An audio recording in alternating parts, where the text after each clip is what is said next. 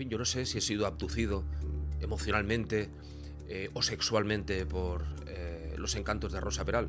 Yo creo que no, pero no lo sé. Sin coartada, un podcast de Carlos Quílez. Crimen de la Guardia Urbana. Les voy a hablar de Rosa Peral, de la exagente de la Guardia Urbana, con quien me he entrevistado en una veintena de ocasiones, tanto en la cárcel de Patràs como en la cárcel de Tarragona. La conozco bien. De aquellas reuniones no podíamos tomar notas, ni tampoco podía grabar, naturalmente, pero ella tenía la amabilidad de enviarme por cada una de las reuniones una carta en la que venía a ser una especie como de acta notarial de lo que allí habíamos hablado. Por lo tanto, tengo un material muy interesante, incluso para el análisis psicológico de esta mujer en mi poder.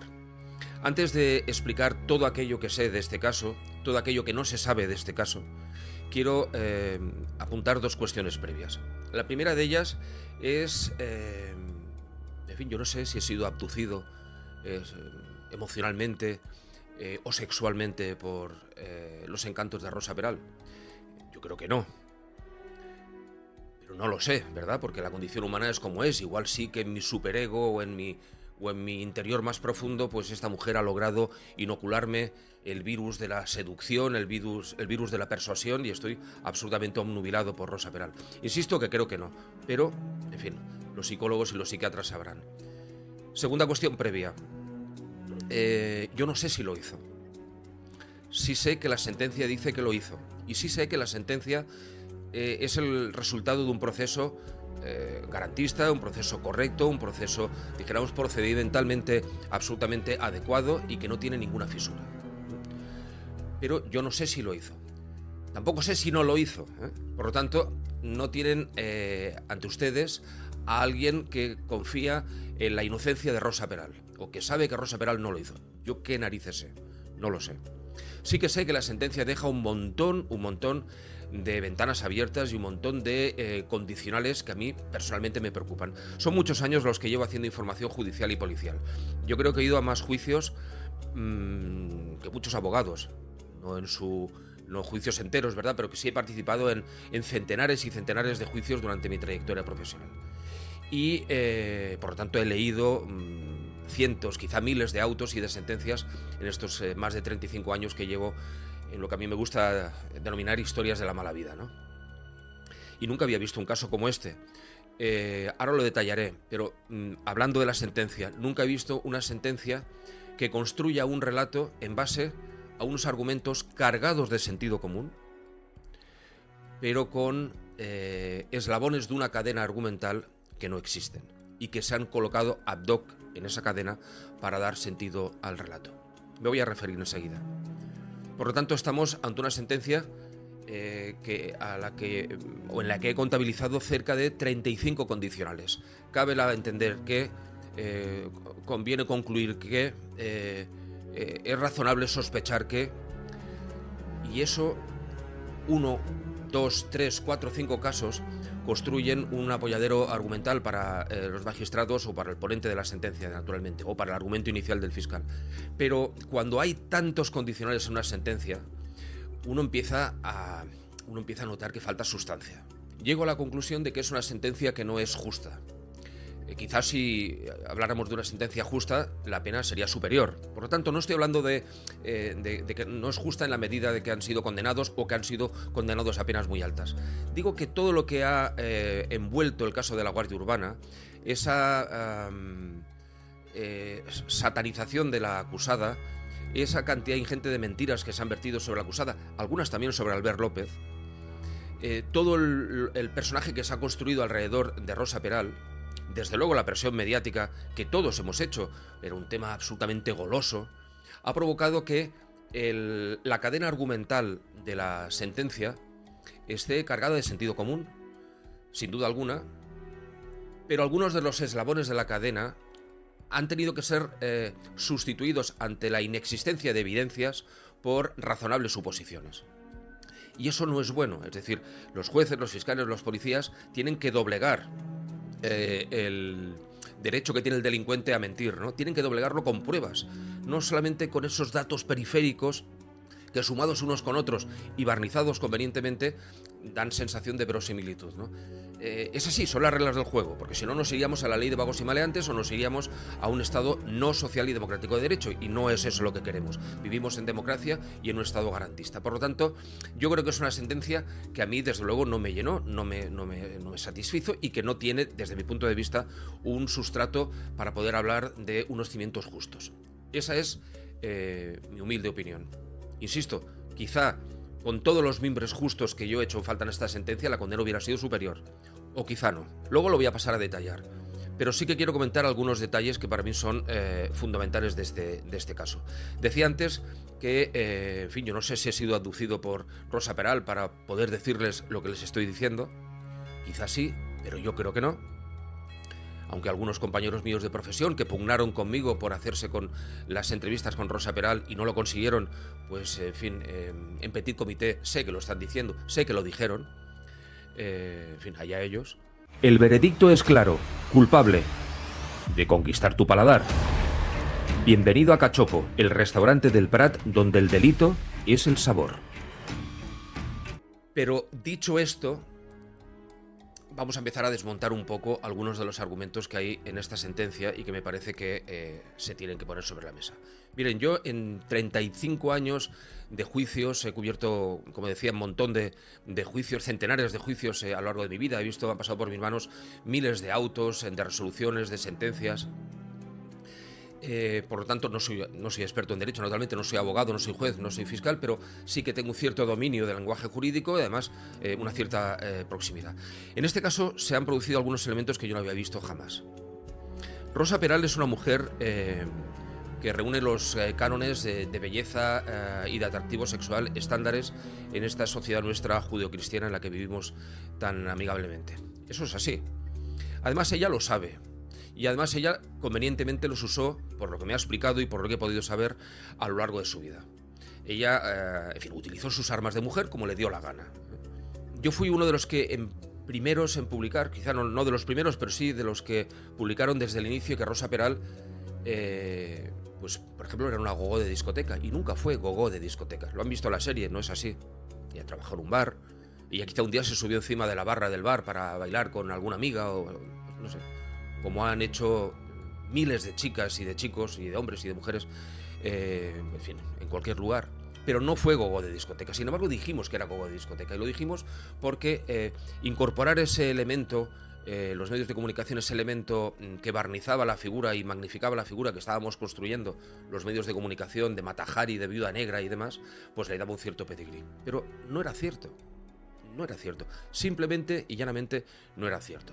Pero el sexo ha revoloteado muy mucho sobre la vida de Rosa Peral. Sus amantes, sus relaciones sexuales, el vecino, la porno venganza, recuerdan.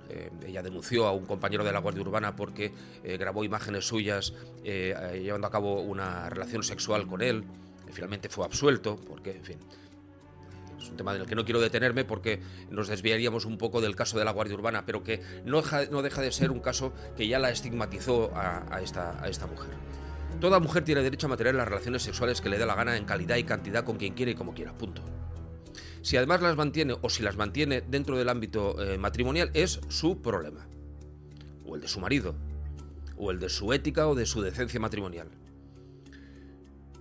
Pero que una mujer acumule una serie de relaciones sexuales que han sido evidenciadas por los medios de comunicación, reconocidas durante el juicio, azuzadas por las acusaciones como un elemento incriminatorio, no es un elemento incriminatorio.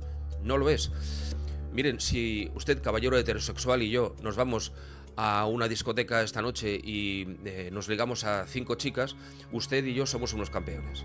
Sin embargo, si usted, señora, y una amiga heterosexuales, se van ustedes a una discoteca esta noche y tienen relaciones sexuales con 5 hombres guapos, atractivos y, en fin, voluntariosos, en esta sociedad siguen siendo unas frescas.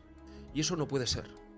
Por lo tanto, ese estigma de Rosa Peral que ha sobrevolado sobre su cabeza, yo creo que es un estigma que necesariamente tendríamos que sacar de la ecuación, porque si no todo ya queda contaminado. Y que lo diga un hombre, además un hombre carca como yo, pues aún es mucho más grave, porque algunas voces femeninas y con cierto altavoz en este país prácticamente estaban diciendo esto, ¿eh? ¿Cómo no va a haber sido Rosa Peral? Fíjense la cantidad de amantes que tenía, ¿cómo no va a ser una asesina, ¿no?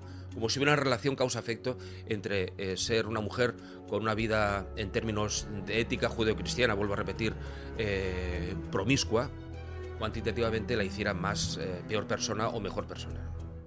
Primer elemento. Pero es que en el juicio se vieron cosas tremendas. Por ejemplo, yo no había visto nunca que se preguntara sobre tendencias o sobre inclinaciones sexuales como elemento que pudiera azuzar o que pudiera incrementar la temperatura acusatoria. Y esto lo hizo el fiscal con Rosa Peral. A Rosa Peral era curioso porque cuando yo cubría el juicio desde el principio hasta el final, cada vez que declaraba una persona, en el caso de Rosa Peral, una mujer, una testigo, excompañeras de la celda, amigas, en fin, era recurrente por parte del fiscal, sobre todo cuando acababa la declaración, como última o penúltima pregunta, formulaba la siguiente: bueno, señorita tal, usted que ha sido compañera de galería en la cárcel de Barras, por ejemplo, recuerdo un caso de la señora Rosa Peral, ¿mantuvo usted relaciones lésbicas? ¿Mantuvo usted relaciones sexuales con Rosa Peral?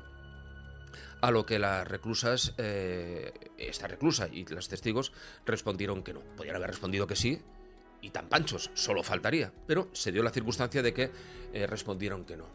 Y yo me pregunto, ¿qué interés tiene la actividad sexual de una testigo y de una imputada a efectos de dirimir el grado de, dijéramos, de certidumbre o de certeza que se tiene que tener sobre la acusación o sobre la incriminación de una mujer? ¿Qué más da? Pero como les he dicho antes, yo no soy jurista, ni soy juez, ni soy abogado, ni he estudiado Derecho, ni soy miembro del Ministerio Fiscal. Por lo tanto, algún motivo tendría el fiscal para hacerlo en términos de técnica jurídica. Lo ignoro y no lo he visto en 35 años, pero debe ser, ¿no? Debe ser que sí que hay un motivo técnico para hacerlo. La gran pregunta es, entonces, cuando declaraban compañeros de celda, amigos o testigos, varones, en relación con el señor Albert López, el otro acusado, ¿por qué el fiscal no le preguntaba si estos señores habían tenido relaciones homosexuales con Albert López? Con Rosa sí, con Albert López no. Y esto, créanme, ha rezumado durante todo el juicio. Se llevaron a cabo, y la presión mediática fue culpable de ello, ¿no? Insisto, todos, porque yo no puedo excluirme de esto. Yo estuve un poco en eso que se llama a carril, ¿no? En la borregada periodística, llevándonos un poco todos, hasta que yo hubo un momento dado que me planté, empecé a leer el sumario y vi que había cosas que me llamaban mucho la atención, como por ejemplo no sabía el móvil del crimen. Es verdad que puede haber sentencia condenatoria sin un móvil del crimen concreto. Eso es verdad, hay sentencias en ese sentido. Pero hombre, estamos hablando de un juicio que se dirime a través del jurado. Tendremos que saber por qué leches Rosa Peral y el exnovio, el examante, han matado a este, ¿no? A Pedro Rodríguez. Habrá un móvil para que yo pueda entender cómo ha ido la cosa. Bueno, no se sabe el móvil. Cobrar una herencia, quitárselo de en medio, pero sí era muy fácil, simplemente con separarse de él. Ya lo hizo Rosa Peral de Albert López en su momento, de su marido en su momento y de todos los novios que tuvo en su momento. Oye, mira, la relación se ha acabado, no quiero saber nada de ti y por lo tanto, adiós muy buenas. Porque tenía que matarlo. ¿Por qué tenía que hacerlo con las hijas en el piso de arriba de su casa si 3 días antes habían estado solo? Lo matas cuando no hay nadie, no tienes el problema de las crías que oigan, que vean, que sepan o que... Imagínate tú. Es decir, hay un montón de incongruencias, un montón de déficits de la lectura que yo hice del sumario que hizo que me retirara un poco de esa inercia que nos llevaba a, sin duda alguna, situar a esta mujer como una viuda negra, como una mujer vampírica, malvada y absolutamente sin escrúpulos. Luego os daré mi definición de lo que yo he percibido de ella, ¿no? Que no es exactamente esto. No es exactamente esto, no tiene nada que ver con esto. Bien, pues en esa línea, Rosa Peral fue incriminada y Albert López, fundamentalmente Albert López, por lo que se llamó el caso del Mantero, un tema anterior. Cuando estaban trabajando en la Guardia Urbana y patrullaban por la zona de Montjuic, en una ocasión tuvieron un enfrentamiento con un ladronzuelo que había robado algún móvil y tal. Se inició una persecución por la falda de la montaña de Montjuic. Rosa Peral, que es una mujer pues, fuerte y deportista y tal, pues le dio alcance, y cuando lo tenía a punto ya para la detención, este hombre se giró y le clavó una puñalada en la pierna a Rosa Peral. Y esto es un dato objetivo, porque hay 25 sanitarios de la Cruz Roja que la atendieron, la ambulancia, sus compañeros de persecución, testigos, es decir, es un dato objetivo. Se lo inventó la cicatriz, la hospitalización, etcétera, etcétera. Es verdad que Albert López, que ya mantenía relación con ella en aquel momento y que, en fin, exhalaba testosterona hasta por las orejas, echó a correr detrás de este individuo que subió montaña arriba de Montjuic y finalmente este hombre, el tal Mantero, este ladronzuelo, cayó y después de, en fin, cayó, quedó muy gravemente herido y finalmente acabó muriendo, ¿no? Entonces, la versión de Albert López es que cuando le iba a dar caza resbaló por una zona de un corte de la montaña de Montjuic y cayó pues casi 40 metros y se estampó. Solo el muerto, Albert López, y Dios nuestro Señor saben lo que pasó allí. Pero, insisto, si pasó algo parecido a un delito, no lo sabemos. Tengo mis sospechas, o me inclino a pensar lo que me inclino a pensar, pero no lo puedo afirmar porque no estaba allí. El caso es que aquello se archivó. Pero cuando se detiene Rosa Peral, y ahora explicaremos el momento de la detención porque no tiene nada que ver con lo que han visto en la serie, El cuerpo en llamas, cuando se detiene a Rosa Peral, al cabo de un tiempo se reabre el caso porque se entiende que quizá esa mujer malvada y su malvado novio habrían perpetrado un asesinato jactante y con absoluta ligereza de ese Mantero. Se reabrió el caso y se volvió a cerrar el caso porque efectivamente, en fin, quien tuviera la tentación de intentar incriminar a Rosa Peral como mentirosa, como persona que habría colaborado en el asesinato, el supuesto asesinato, supuesta muerte violenta del Mantero, pues hombre, era casi vergonzoso. Esa chica no pudo ser, estaba en el suelo, estaba en la ambulancia, no pudo estar arriba, no lo pudo hacer, ¿no? Os hablaba de la definición de Rosa Peral. En estas reuniones que yo he mantenido con ella, que han sido comunicaciones en un espacio separados por una barrera de vidrio blindado, en la cárcel de Batrás y en la cárcel de Tarragona, de Masenrique en Tarragona, en estas reuniones lo que me he encontrado ha sido a Alicia en el País de las Maravillas. Es decir, estoy muy equivocado y muy subyugado y abducido por esta mujer, que quizás sí, o la percepción que tengo es que estamos ante una mujer que no toca con la realidad, que se hace preguntas o se cuestiona elementos que le están pasando y que le han pasado con una ingenuidad y casi con una ingenuidad ridícula, ¿no? Esa es la percepción que yo tengo. Es decir, miren, si me detienen porque he matado a mi pareja sentimental y lo he quemado en un coche junto con un examante y no lo he hecho, porque no lo he hecho, yo no mantengo la posición fría, la posición inocua, casi equidistante de Rosa Peral. Es decir, está en la cárcel, se va a comer un montón de años, ya lleva 7 años, se va a comer un montón de años de talego en la cárcel y no lo está pasando bien en la cárcel. Además de otras muchas cosas, es decir, de una reclusa mediática, Rosa Peral es una expoli, y por lo tanto en la cárcel los expolicías no lo pasan bien. Pero yo me daría cabezazos contra la pared, contra los barrotes, oiga, que no he sido yo. Yo recuerdo que junto con mi amigo José Antonio, el primer día que la fui a visitar a la cárcel, que fue en Brians, él se quedó en el coche esperando y yo entré para hacer esta comunicación. Y cuando salí, me dijo, ¿qué tal ha ido? Y yo le dije, bien, muy interesante y tal, hemos estado hablando, en fin, muy interesante. Pero de regreso desde la cárcel hasta nuestro domicilio, que hay unos 30 kilómetros, yo me quedé como 10 minutos absorto mirando por la ventanilla del coche mientras él conducía. Y al final me dijo, oye, ¿te pasa algo? ¿Qué estás pensando? ¿Por qué te has ido, no? Y me había ido porque había algo que no me cuadraba en esa entrevista. Y lo que no me cuadraba es que en vez de estar con una reclusa que había presuntamente matado, aún no había sido sentenciada en sentencia firme, a su examante de una forma fría y calculadora, estaba ante una mujer que me estaba hablando como si estuviéramos en la barra de un bar. Fíjate, Carlos, yo no entiendo cómo estoy detenida, porque fíjate, es que además alucino que la gente pues pueda pensar eso de mí, porque yo finalmente esto no lo he hecho y tal. No, Rosa, esto no va así. Que te pongas a chillar como una loca. Es decir, que grites tu inocencia.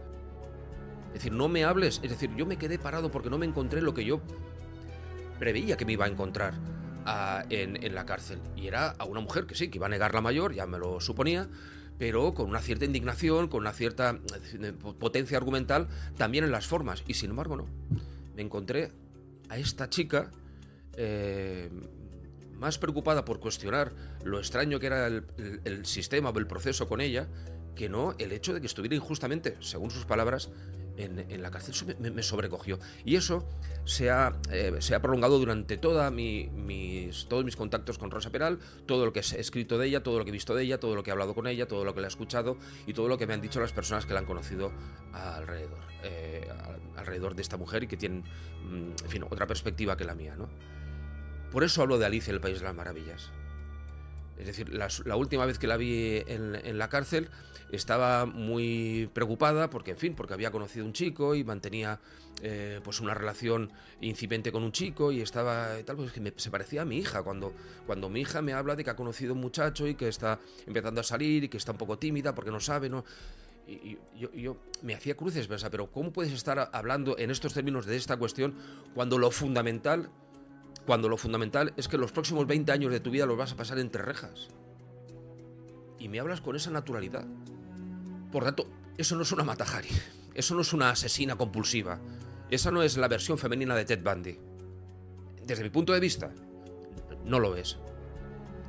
La sentencia deja un montón de claroscuros. El Ministerio Fiscal se lo pasó pipa con ella en el juicio. Solamente en la reconstrucción de los hechos ya se produjo un elemento que para mí es fundamental y que sitúa más el foco. Tampoco lo sé, tampoco estaba allí, pero sitúa más el foco, dijéramos, incriminatorio o el peso incriminatorio en la figura de Albert López que no en la figura de Rosa Peral.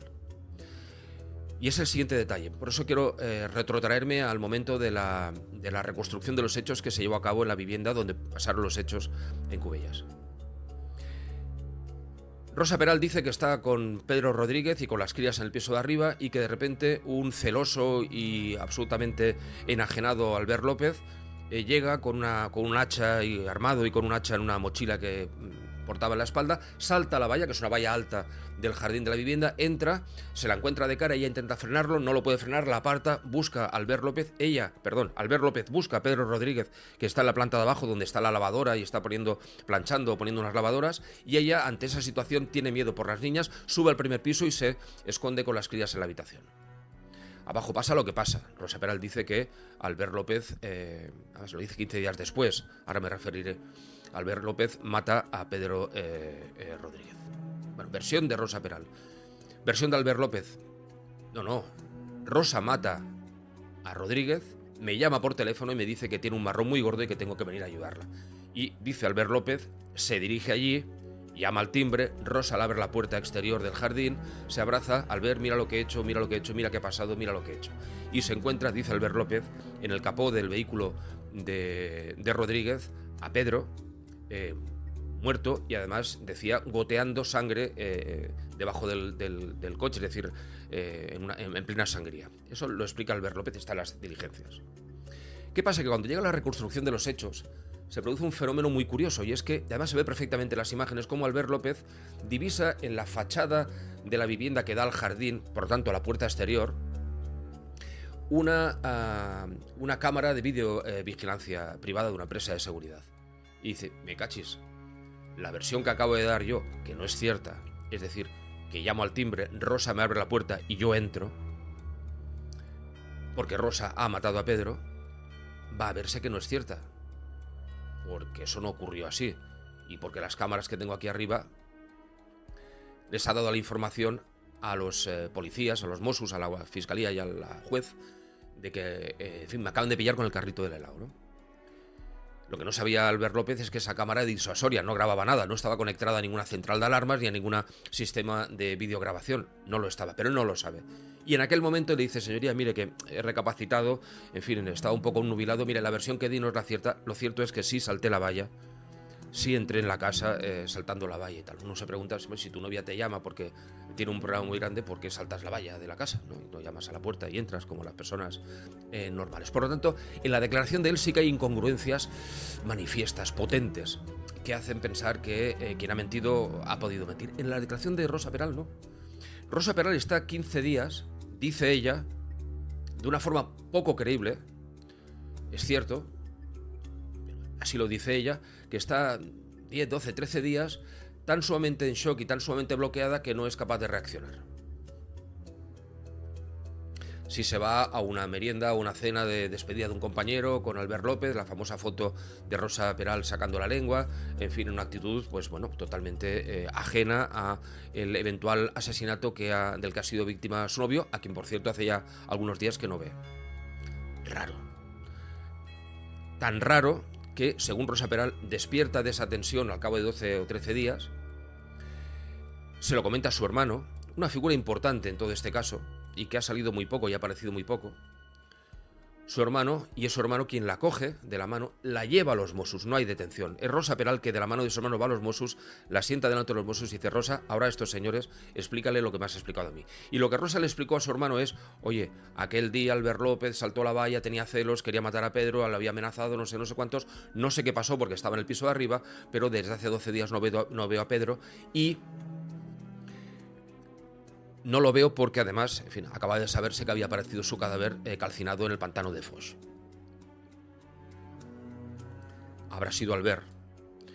Lo explica y cuando lo está explicando, naturalmente el sentido común y la profesionalidad de la gente de los Mossos d'Esquadra que le está tomando declaración, le dice: y usted ha tardado 12 días en venir, usted deje de declarar y haga un abogado en este momento que des usted por detenida. Y entonces se produce esa detención técnica de Rosa Peral, que es la que antecede a la detención posterior y de forma inmediata de Albert López. Por lo tanto, ella no es detenida en una operación policial. Ella va a explicar la incongruente versión de quien ha estado 15 días sin saber dónde está su novio, que se entera que el novio además ha aparecido el cadáver, que puede ser el del novio porque el coche calcinado es el del novio y había un cadáver dentro que con una prótesis que identifica con la prótesis que el pobre Pedro Rodríguez tenía en la espalda, y sin embargo tarda 12 días. Un agente de la policía, que me van a permitir que les diga que, en fin, la policía está más preparada que nosotros para soportar ciertos grados de presión y ciertos grados de contención del miedo. Somos todos personas, naturalmente, ¿eh? No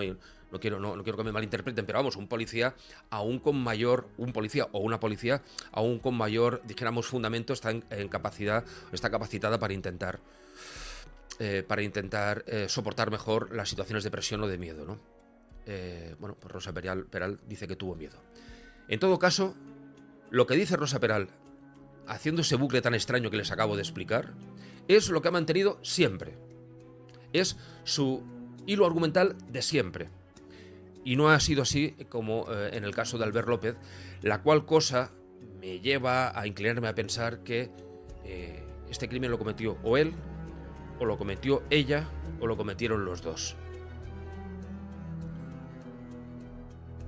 Yo, si tuviera que apostaría que el cúmulo de bolitas que hay en la probeta y que van haciendo subir el grado de incriminación es más alto en la probeta de Albert López que en el de Rosa Peral, visto lo visto y analizado el sumario como está analizado.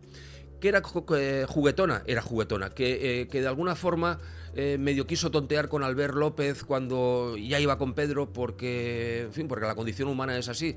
Pues sí. ¿Que era idiota? Pues quizás es que era idiota. No lo sé. Es decir, pero son elementos que por sí solos no suponen una prueba de ADN, una fotografía, una gota de sangre. Se hablaba de que había salpicaduras de sangre en la pared, de la policía habían repintado la pared del lugar, de la habitación donde se supone que habían ocurrido los hechos, ¿no? Bien, pues esas pruebas no aportaron ningún elemento. Se produjo en el juicio una situación kafkiana, ¿no? La madrastra de las dos hijas de Rosa Peral explicaba o quería explicar o había explicado que una de las crías dijo haber visto a Rodríguez en situación somnolienta, ¿no? Eso solo ya provocó en el fiscal que se abrigase la teoría y en los Mossos d'Esquadra de que Rosa Peral muy probablemente había suministrado unos somníferos. Se llegaron a identificar qué tipo de somníferos, imagínense, para doblegar al Pedro Rodríguez, que era un tipazo de hombre, era un tipo enorme y demás, para poder así, en fin, golpearlo, acribillarlo a tiros o acuchillarlo con un cuchillo jamonero. Digo todo esto porque no se sabe cómo murió Pedro Rodríguez. No se sabe dónde murió, no se sabe a qué hora murió, no se sabe quién le mató, no se sabe con qué se le mató, no se sabe por qué le mató. Hubo un plan, ¿dónde está el plan? ¿Dónde está el papel? ¿Dónde está? Todo esto no está en el caso. Pero hay una sentencia.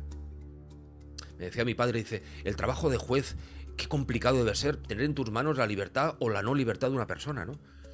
Qué complicado debe ser. ¿Y si te equivocas? ¿Y si te equivocas? Le escuché decir a Fernández Ordóñez, a quien fuera ministro de Justicia con el gobierno de Felipe González, y era un chavalín, una frase que seguramente no era suya, ¿no? De que más vale un culpable en libertad que un inocente en prisión. Eso es ser demócrata. Aunque en los tiempos que corren esa frase seguramente y yo mismo seré vilipendiado por haberla dicho, ¿no? Pero creo firmemente en ello, ¿no? Yo he estado en Amnistía Internacional, creo perfectamente y digamos íntimamente que es la sociedad la que corrompe, que todos tenemos un poco de culpa en buena parte del clima o del ambiente criminógeno que nos rodea, ¿no? Quizá no del mundo de los psicópatas, que es una inmensa minoría de los delincuentes, pero sí de los sociópatas, de la inmensa mayoría de las que cometen los delitos. Pero en todo caso vamos a probarlo. Vamos a probarlo, porque si no estamos al albor, estamos a la merced de aquel que a priorísticamente ya ha fabricado una sentencia y lo que tiene que buscar es los argumentos jurídicos para poder vestirla. Esto me lo dijo un juez. Esto me lo dijo un juez. A mí y a Andreu Martín, al escritor Andreu Martín, un juez de instrucción de Barcelona, en el marco de una comida a la que invitamos a este magistrado para que nos ayudara a pulir algunos detalles de un libro que escribimos que se llamó, una novela, se llamó Asalto a la Virreina, por cierto, una novela preciosa que me estoy releyendo y que en fin, me hace rememorar los momentos maravillosos que pasé con Andreu escribiéndola. Pues este hombre nos decía que cuando tenía que celebrar lo que entonces eran juicios de faltas, nos decía, es que es sobrecogedor, decía, cuando veo entrar al acusado o la acusada y pienso, mira qué cara de... Me insultaba, ¿no? De gilipollas, ¿no? Qué cara de tal. Seguro que es culpable. Y nos decía, y yo me lo pasaba bien buscando los argumentos jurídicos para poder construir el argumento, para poder declarar su culpabilidad. Pueden no creerme, y no voy a decir el nombre del juez. Quienes me conocen y me han oído explicar esto saben a quién me refiero, y Andreu Martín no me dejará mentir. Pero créanme que eso ocurría con un magistrado no hace muchos años en los juzgados de Barcelona. Y eso es inaceptable. Eso es inaceptable. Llegado a este punto, pues voy a acabar como empecé, diciéndoles que transcurrido todo este tiempo, transcurridas las visitas que yo he mantenido con Rosa Peral, por cierto, visitas en estas lo que se llama comunicaciones, y he llevado a cabo 2 vis-a-vis familiares. Lo digo porque me consta que hubo quien estuvo hurgando a ver si yo había tenido algún vis-a-vis con Rosa Peral, y efectivamente tuve 2 vis-a-vis en compañía, uno del padre y del hermano de Rosa Peral, que era un vis-a-vis familiar, y el otro fue en compañía de la madre en paz descanse de Rosa Peral y de su padre, Francisco, con Rosa Peral. Son vis-a-vis en las que pude tocar a Rosa Peral, la pude saludar, la tuve a mi lado, no separado por un cristal, ¿no? Pero son vis-a-vis de carácter familiar, no de carácter íntimo. Rosa Peral solo ha mantenido relaciones íntimas o vis-a-vis íntimos con quien es su pareja de hecho en estos momentos, según me explicó ella, que es una persona que conoció en la cárcel, un recluso que conoció en la cárcel, con quien se ha constituido como pareja de hecho. Los únicos vis-a-vis íntimos que ha mantenido, hay de 2 tipos, se ha mantenido. Lo digo para aclarar cosas y demás. Bien, y acabo ahora sí. El caso de Rosa Peral es un caso pendiente de la ultimísima determinación del Tribunal Supremo. Hay una revisión de la sentencia, porque Albert López dice porque quiere permisos penitenciarios, que reconoce y asume los hechos que dice la sentencia. Si asume los hechos es porque lo hizo. Rosa Peral sigue sin asumir los hechos. Por lo tanto, a Rosa Peral le queda partido. En fin, las probabilidades de que se tumbe la sentencia o se repita el juicio son prácticamente insignificantes, pero existen. Pues en resumen, el caso de Rosa Peral, el caso de la Guardia Urbana, pasará a los anales de la historia de los crímenes mediáticos más escabrosos y más golosos para los medios de comunicación por muchas cosas. Entre ellos porque hubo algún miembro del jurado que la consideró inocente. También Albert López. Es que no sabemos qué pasó en esa casa. Pero no es el caso Maje, ni es el caso de Pioz, ni es el caso de Ana Julia Quezada, que las pruebas eran lapidarias, eran potentísimas, la unanimidad en la sentencia era radical. La podíamos haber escrito esa sentencia a los periodistas antes de acudir los juicios de estos casos a los que me acabo de referir. El caso de Rosa Peral, hubo algún miembro del jurado que dijo que Rosa Peral era inocente. Algún miembro del jurado. A pesar de la presión mediática, a pesar del juicio paralelo, a pesar de todos los pesares, hubo quien entendió que Rosa Peral era inocente. También Albert López. También hubo votos que pensaron que Albert López no lo había hecho. En fin, sobre la conciencia de cada cual este caso, yo me limito a explicarles que el periodista tiene que dudar de todo, incluso de las fuentes oficiales, incluso del oficial, incluso de los papeles que están puestos desde Consejo Oficial y escritos por personas de acreditado decoro y decencia. Me decía el que fuera presidente de la audiencia de Girona, el señor Lacaba, cuando juzgó el caso del crimen del secuestro de María Àngels Feliu. Ya me referiré un día a este caso, que es un caso también interesantísimo. Me decía: Carlos, sabremos la verdad jurídica de lo que pasó. No sé si la verdad real de lo que pasó, ¿no? Mucho me temo que en el caso de la Guardia Urbana esto es lo que ha pasado. Eso es todo por ahora, preparando ya el siguiente episodio de Sin Coartada. Espero les haya gustado y si les hace pensar, misión cumplida.